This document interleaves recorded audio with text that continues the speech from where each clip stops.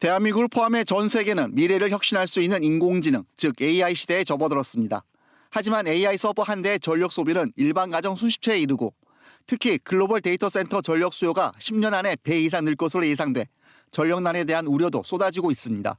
이 때문에 온실가스 배출이 없고 바닷물에서 연료를 얻을 수 있는 무한 청정 에너지인 핵융합, 즉 인공태양이 주목을 받고 있습니다.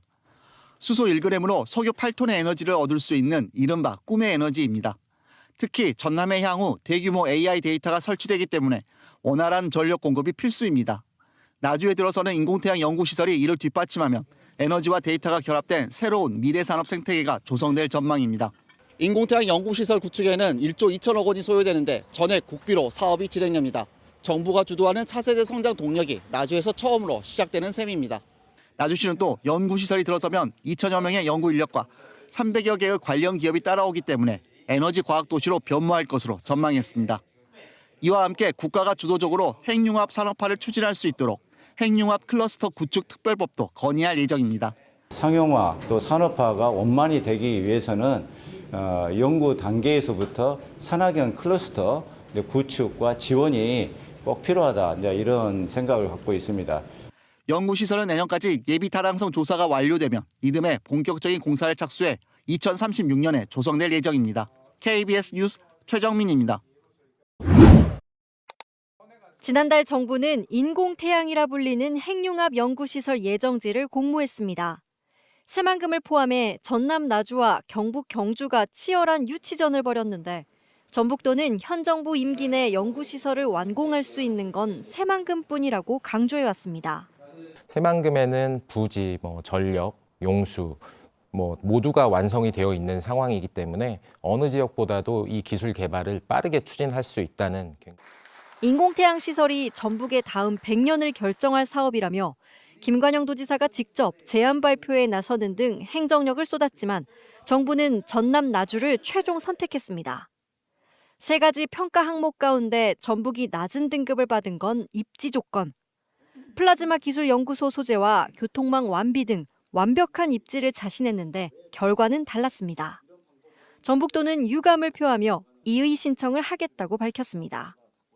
공모에 선정된 전남 나주의 경우 사업을 추진하려면 예정지를 사들인 뒤 정부에 소유권을 넘겨야 하는데 이는 지자체의 무상 양려를 금지한 현행법을 위반한다는 겁니다.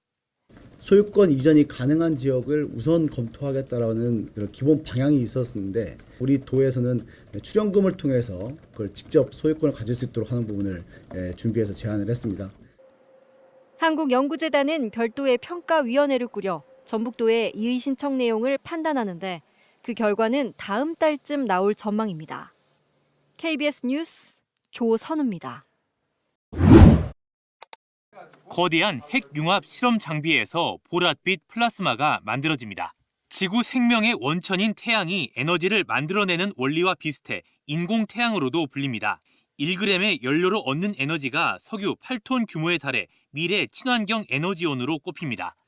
꿈의 에너지이자 기술 에너지입니다. 그러니까 우리나라처럼 가진 게 별로 없고 인력만 이렇게 우수한 인력이 많이 있는 나라로서는 그야말로 안성맞춤인. 정부는 핵융합 발전 상용화를 위한 연구시설 용지를 찾고 있는데 새만금이 유치전에 뛰어들었습니다. 국가 에너지 산단을 추진하는 전남 나주와 포항 공대가 있는 경북 포항 등 전국에서 7개 지역이 맞붙었습니다. 5년 전 방사광 가속기 유치전을 떠올리게 할 정도로 경쟁이 치열합니다. 핵융합 연구시설이 들어서면 300개 기업 입주와 10,000개의 일자리 창출이 기대되기 때문입니다. 전북도는 50만 제곱미터가 넘는 새만금의 저렴하고 넓은 땅을 가장 큰 장점으로 내세웁니다. 또 2차 전지와 탄소, 재생에너지 등 기존 산업과 연계를 통한 동반 상승 효과를 강조하고 있습니다.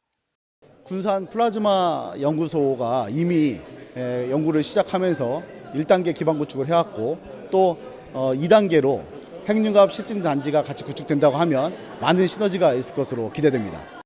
정부는 조만간 유치 계획서 접수와 현장 평가를 거쳐 이달 말쯤 최종 후보지를 발표할 계획입니다. 새만금에 인공태양을 띄워 지구촌 에너지 중심으로 도약한다는 새로운 청사진이 완성될지 주목됩니다. KBS 뉴스 박웅입니다. 수소 1g으로 석유 8톤의 에너지를 얻을 수 있어 꿈의 에너지로 불리는 인공태양. 태양에너지 생성 원리를 모방해 수소를 융합시키는 기술로 이산화탄소를 거의 배출하지 않아 미래 청정에너지로 꼽힙니다. 특히 대규모 전력이 필요한 인공지능 시대에 핵심 전력 엔진으로 기대되고 있습니다. 정부가 1조 2천억 원 규모로 추진하는 인공태양 연구시설 사업에 전라남도가 본격적인 유치전에 나섰습니다. 인공태양 유치 킥오프 회의를 연대에 이어 대학과 기업, 국책연구기관 등 관계자 120여 명으로 구성된 유치위원회를 출범했습니다. 후보지로 내세운 나주는 국내 유일의 에너지 특화대학인 한국에너지공대와 한전을 비롯한 670여 개 전력기업이 밀집해 기존 에너지 인프라와 연계성이 높다는 평가입니다. 인공태양 연구시설 구치가 꼭 우리 나주에 유치되고 그 산업 효과가 우리 호남 전체에, 전라남도 전체에 퍼져 나갈 수 있도록 전 행정력을 동원하고 유치에 성공할 경우 지역 경제도 활성화할 것이라는 기대도 큽니다.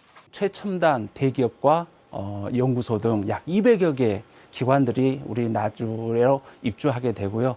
이로써 일자리 창출도 약 1만 명에 달할 것으로 예상이 됩니다. 과학기술정보통신부는 유치계획서 심사와 현장조사, 발표평가를 거쳐 다음 달 말 최종 후보지를 결정할 예정입니다.